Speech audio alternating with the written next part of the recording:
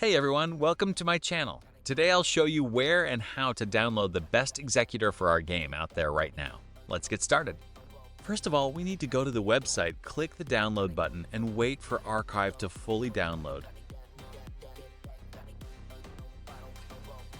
Next, we need to turn off Windows Defender. Just follow what's shown in the video. Now we can unzip our archive.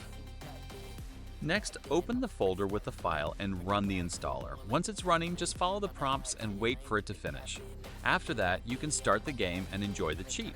And right now, I'm going to show you what it's capable of in-game.